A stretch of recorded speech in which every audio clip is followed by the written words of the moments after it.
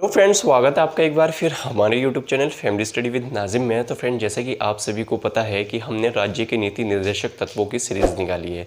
तो फ्रेंड, ये बीपीएससी 69 के लिए बहुत ही ज़्यादा इंपॉर्टेंट होने वाला है और फ्रेंड यहाँ से एक ना एक क्वेश्चन पूछा ही जाता है। तो फ्रेंड, ये बीपीएससी के हर किसी एग्जाम्स के लिए बहुत ही ज़्यादा इंपॉर्टेंट टॉपिक है राज्य के नीति निर्देशक तत्व। तो फ्रेंड, चलिए वीडियो को स्टार्ट करते हैं। तो फ्रेंड्स, कल हमने राज्य के नीति निर्देशक तत्व यानी कि पार्ट 1 में हमने देखा था राज्य के नीति निर्देशक तत्वों की पृष्ठभूमि और हमने कुछ महत्वपूर्ण तथ्य देखे थे, यानी कि कुछ जो भी राज्य के वित्तीय निधि निषेधक तत्व हैं इनके बारे में जो महत्वपूर्ण विद्वानों के मत है वो हमने देखे थे। फ्रेंड, यहाँ से अक्सर एग्जाम में क्वेश्चन पूछे जाते हैं, विद्वानों के मत और इसके कुछ जो महत्वपूर्ण फैक्ट्स हैं वो हमने कल वीडियो में डिस्कस करा दिए गए हैं।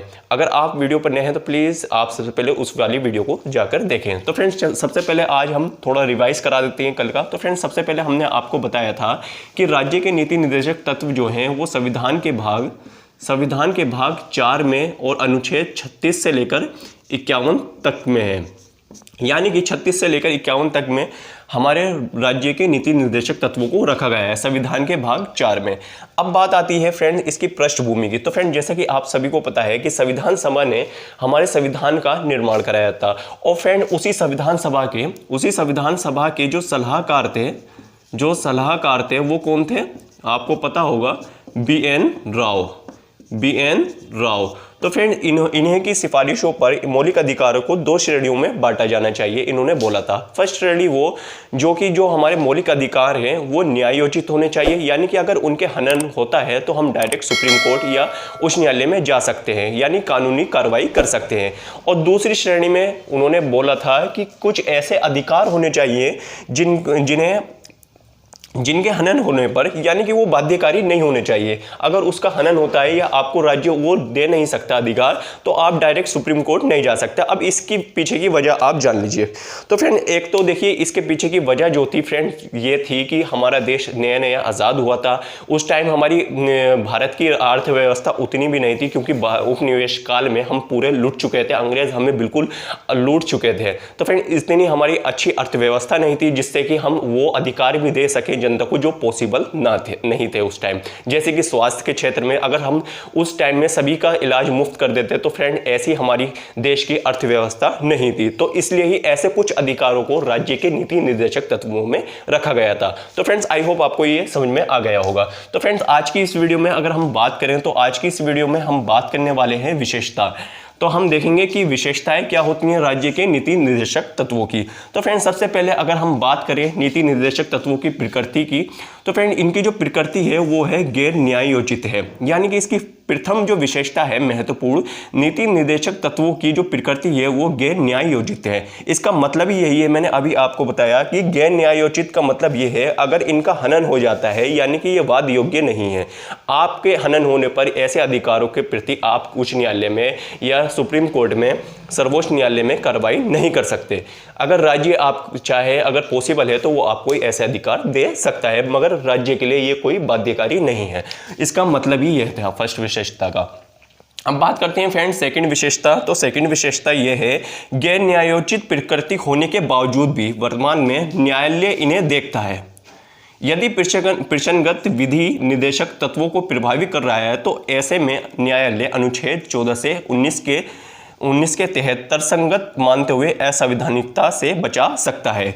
यानी अगर कोई राज्य आपके विधि बना रहा है तो उसे न्यायालय भी देखता है, यानी कि ऐसा नहीं कि उनको ना देखे और प्रभावी रूप से अगर प्रभावित कर रहा है तो ऐसे में न्यायालय अनुच्छेद 14 में, यानी कि अगर वो असंवैधानिकता का रूल बना रहा है, विधि बना रहा है और राज्य के नीति निर्देशक तत्वों को ऐसे कुछ अधिकारों को नज़रअंदाज कर रहा है जो कि महत्वपूर्ण हैं, तो फ्रेंड उसे न्यायालय अनुच्छेद 14 और 19 के तहत तर्कसंगत मानते हुए असंवैधानिकता से बचा सकता है। जैसे कि अनुच्छेद 14 में क्या बोल रहा है, अनुच्छेद 14 में बोलता है ये हमारा एक मौलिक अधिकार है कि विधि के समक्ष समता, यानी कि सबको समान न्याय मिलेगा, यानी कि किसी के प्रति कोई भेदभाव नहीं होगा। इसी टाइप का फ्रेंड, इस टाइप हम अनुच्छेद 14 और 19 मौलिक अधिकारों में देखेंगे, बहुत डीपली हम इसे डिस्कस करेंगे। हमारा आज का मतलब ये नहीं है कि अनुच्छेद 14 और 19 को यहाँ पर उल्लेख किया जाए। इसका बात आती है फ्रेंड्स विशेषता नंबर 3 की। तो फ्रेंड विशेषता नंबर 3 है,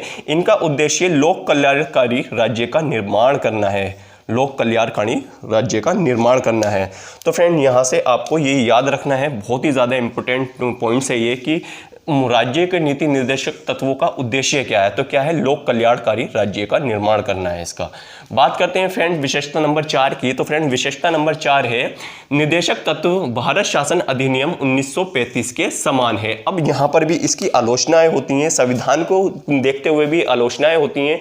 कुछ विद्वान कहते हैं कि भारत का संविधान जो बना है वो 1935 यानी कि भारत के जो ब्रिटिश शासन का जो संविधान था वहीं से कॉपी पेस्ट कर लिया गया है, परंतु ऐसा नहीं था फ्रेंड्स। तो फ्रेंड यहाँ से भी अक्सर एग्जाम में आलोचनाएं होती हैं इसमें कि निर्देशक तत्व भारत शासन अधिनियम 1935 के ही समान है, परंतु ऐसा नहीं है फ्रेंड। उस टाइम जो नीति निर्देशक तत्व थे ये मानते हैं, परंतु उस टाइम जो उद्देश्य था नीति निर्देशक तत्वों का ब्रिटिश काल में, तो उस टाइम में क्या था इनका उद्देश्य? उस टाइम था पुलिस राज्य का निर्माण करना। क्या था? पुलिस राज्य का निर्माण करना। परंतु यहाँ पर क्या है, हमारे संविधान में इनका उद्देश्य क्या है? लोक कल्याणकारी राज्य का निर्माण करना। आई होप फ्रेंड्स आपको ये समझ में आ गया होगा।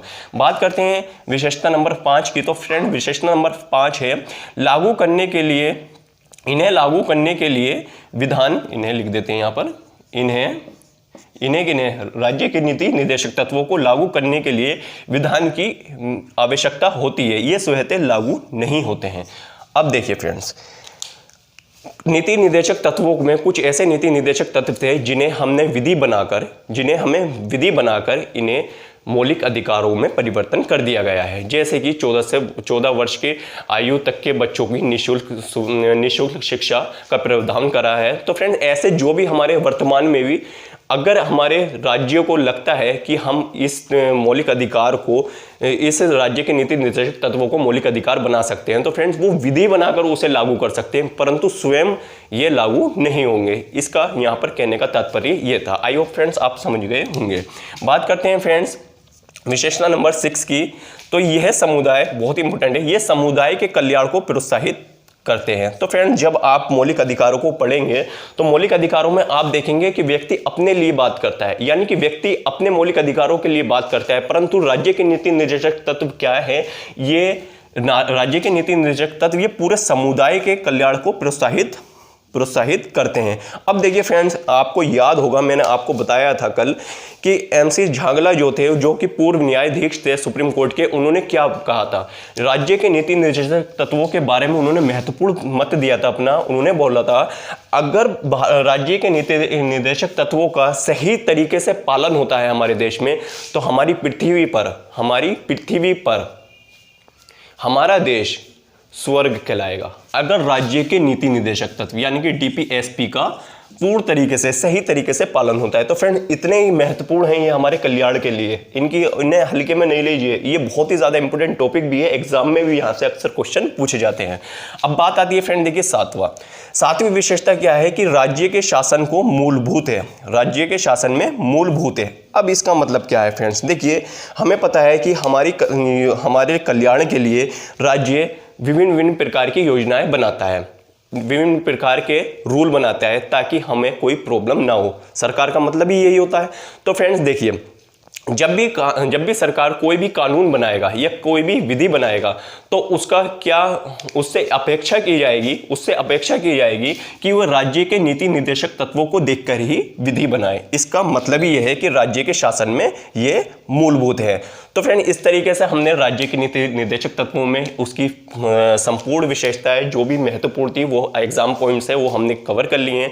नेक्स्ट वीडियो में हम देखेंगे, जैसे कि आप सभी को पता है कि राज्य के नीति निर्देशक तत्व इनका वर्गीकरण 3 कैटेगरी में हो रखा है। सबसे नंबर फर्स्ट पर है समाजवादी, सेकंड नंबर पर है गांधीवादी और थर्ड नंबर पर है बौद्धिक वाले, यानी कि बुद्धिमान व्यक्तियों द्वारा।